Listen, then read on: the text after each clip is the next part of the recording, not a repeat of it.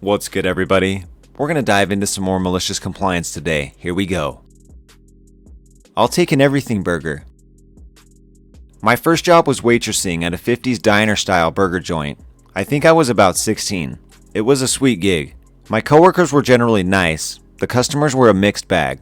Though we did have one homeless guy that would come in and do our food challenge weekly for a free meal. He was cool. Anyways, to the story at hand, I had a family come in. If I remember correctly, it was the tradition. Dad, mom, 2 kids. It was lunch rush and basically all the tables at the bar were filled. So I'm taking their order and the dad asks for a burger. Me, what would you like on that burger? Everything. Well, we have a lot of options. I gesture to the menu section containing the topping choices. The dad does a once-over, clearly not long enough to read, looks back at me and states, everything.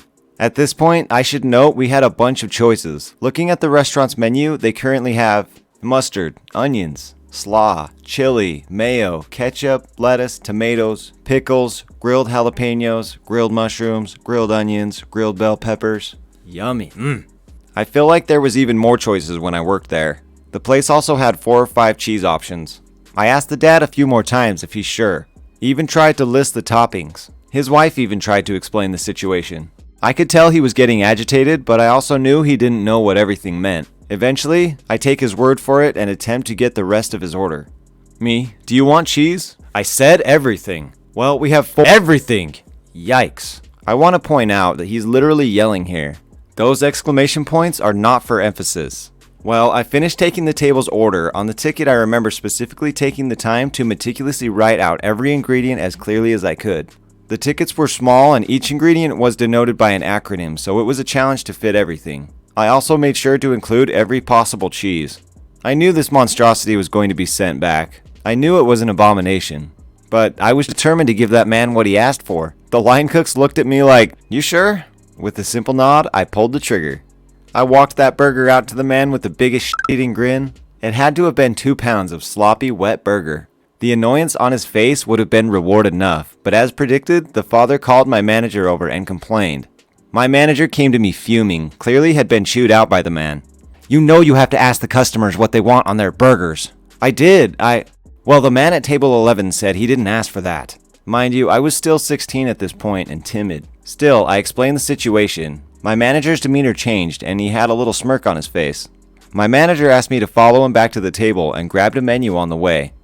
Manager, "Hi sir, I need some clarity. What exactly did you ask for on your burger?" Everything, but... My manager opened the menu on the table, pointing to the topping options. Manager, "Sir, this is everything. This is what's on your burger. I'll be happy to remake the burger to your specifications if you can give them this time. But we are very busy and it could take a while. Classiest Robin, please take his order." So I did. I can't remember his actual order anymore, but it was definitely a more traditional burger. Probably took about 10 minutes to come out, so his family was mostly done with their meal while he was beginning. We could have taken another burger off the line to make his, but why make a chill table wait? You know, sometimes when they ask for everything, you just gotta give them everything, damn it. You want my insulin pump? You got it. I'm a type 1 diabetic, and I have an insulin pump. When I was in 6th grade, my pump was wired, i.e. it had a tube that went from the pump, which looked a bit like a cell phone to me. So I have to take insulin after I eat, and I had pretty explicitly told all of my teachers that I was diabetic, but this teacher was a bit thick and a stickler for the rules. My class had just gotten back after lunch and we were reading a book out loud. My pump beeped to remind me to take insulin after lunch, and I noticed the teacher give me a bit of a dirty look, but I ignored it and whipped out my pump to deliver insulin. Teacher, Ludwig, stop texting in class, you know the rules. Please bring your phone to the front and report to detention. My middle school had a very strict no cell phones policy. I was about to protest but realized this would be an excellent opportunity for some malicious compliance. So with a smug grin on my face, I walk up to the teacher with a pump in my hand and it's still literally attached to me. I hand her the pump. Teacher, what's this cord? Why do you have a chain for your cell phone? Me, deadpan stare. I'm a diabetic and this is my insulin pump. At this point, her face goes sheet white and I unclip my pump from my body. A bit of a maneuver because it was on my arm and slightly difficult to reach, and walk out of class before she can say anything and go directly to detention. When I arrive, I tell the detention officer I was sent for using electronics in class. Before I even finish, a student from my class walks in and says I can come back to class. and the teacher apologizes profusely and never messes with me for beeping or using any device. Oh yeah, I remember kids getting in trouble for this. Maybe not sent to detention so much, but our school wasn't that strict on phones. Reimburse me or the police will get involved. Okay then, let's get the police involved. So I work in customer support for a mobile network provider. The way our company works is that after training, you enter a 1-month testing period where you answer phone calls under close supervision. At the end of the testing period, they either let you go or transfer you to a permanent position on one of the teams. I was a few days away from the end of the testing period when I get one heck of a phone call. I spent more than an hour on that one. It hurt my financial score at the end of the month. The customer told a tall tale about how when she was trying to pay her debt to the company, she racked hundreds of shekels worth of debt in unincluded uses. The sales representative was rude to her and refused to let her pay, so she took a picture of him and left. The reason the call took so long is because she kept telling the story out of order, adding and changing details and going on tangents and rants. It was very difficult to get the story straight. I felt like a detective trying to piece together the clues into what actually happened. Every time I read the story back to her chronologically, she added or changed something in the middle or went on a tangent about how she's a polite British woman and we shouldn't hire people like that representative to represent our company. Eventually, I got her to settle down on a version of what happened. I looked through the records and saw that according to the representative, who was a lot more concise than her, she was the one being rude, yelling at him in English, a language he barely spoke, and taking his picture without his consent. I didn't tell her that, I just politely instructed on how to pay her debt via the phone. She sounded nervous. I told her that until the debt is paid, I cannot make the changes in the account including adding a report. So reluctantly, she gave me her credit card details and the debt was paid in full. I reported on what she told me and moved it along to my superiors. A few days later, my testing period was over and despite the tragedy of a call, I aced it and got transferred to the illustrious email department, which is what I wanted. It's much more chill here and I can work at my own pace, not having to rely on the customer or the supervisor to work faster. Also, I could take my breaks whenever I felt like it.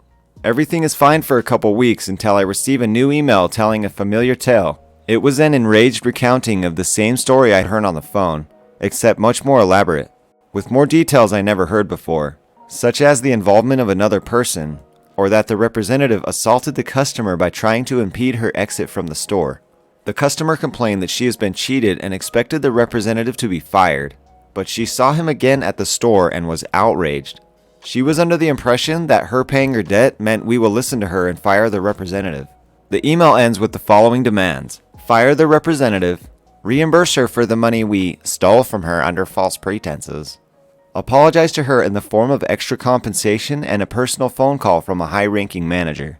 If we did not comply, the police will get involved. So I complied with the second part and we got the police involved. You see, while reading the email, I noticed that the address she emailed us from had a different surname than her account or the credit card information she provided. And lo and behold, the email was actually her real name, while the other details were fake. Turns out she was indeed a polite British woman. A British woman overstaying her visa for over a year that was now using a fake identity in Israel. How's that for false pretenses? As we discovered later, she was also wanted for numerous accounts of fraud where she didn't pay for services or claimed compensation for stories that later turned out to be false, just like she tried to do with us. We called the police, but they couldn't find her since the physical address she registered on our site was also fake. So we called her back to the store to apologize personally. She gladly obliged. The police were waiting for her. Neither I nor the representative she implicated were there that day, unfortunately, so we didn't get to see the look on her face. She was fined a hefty amount and then deported back to the UK. I used to work at a customer service department and oh man, it was always the accounts with the most comments on them from calling previously that were the worst. You'd open up a customer's profile and there'd be like 38 comments, like You want the employee discount? Okay. I work at Insert Pizza Place here that opened up last year in November and just yesterday I had this happen to me. EW equals entitled which, M equals manager, and me, obvious. Now to the story. All this week, we have a deal going on online where you get half off of all pizzas you order. And we weren't very busy tonight, so I was about to get off 3 hours early, but decided to serve one last customer who came in after I had collected my tips, but before I actually clocked out. A little side note, my manager was behind me at the cut table, cutting up the last 4 pizzas for this order. Me. Hello, are you here to pick up? Entitled which? Yes, I am. I ordered online. Okay, what was the name on the order? Karen. Not her name, but change to keep her from knowing if she reads this subreddit. Okay, that'll be total price of order. Would you be paying cash or card? What? Why is it so much? I thought everything was half off. I'm sorry, ma'am. It's only pizzas that are half off. We go back and forth some with her trying to get the lower price, but eventually she demands, Then get me the employee discount. I smile as I know this would just make the order cost more. Okay, but I'll have to take off all the other discounts to put it on. Entitled which smiles as though she just won a prize. Go ahead and take them off. I take the discount for her ordering online off and give her my own smile as I say, that'll be even more expensive price. Would you be paying with cash or card? What? Why is it more expensive? Get me your manager. Manager finishes the last pizza and comes around the heating rack.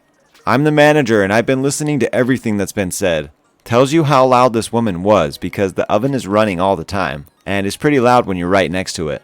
Suffice it to say, the woman ended up paying the higher price. You're ordering online anyways, you probably saw the total. I don't know what she was expecting to get out of this. I guess if you're going to be rude about it, you're going to pay the consequences. Want me to log my work time more accurately using a timer because you think I'm cheating you? Happy to oblige. This happened a while ago and I've since moved jobs.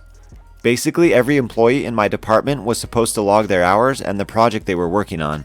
When I first joined the company, I noticed there was an inbuilt timer in the software which you can stop to get accurate logs. But I asked my bosses and other employees around and everyone told me that no one uses it and everyone fills in the log EOD or first thing in the morning next day. I was cool with that. So I started logging my time just like everyone else. Things were fine for quite a while till I started putting in more and more hours to get work done. Fast forward to that fateful day, I get called by management. They tell me that my logging seems dishonest and deliberately misleading. I got told off saying they rely on these numbers to plan deadlines for the future, only on paper, not in practice, and that I'm cheating the company. They instructed me to only use the timer next day on and nothing else. I should probably mention that the way I logged time till then was rounded down to 30-minute increments, just out of personal preference. For example, if a meeting lasted 45 minutes, I'd more often than not log 30 minutes.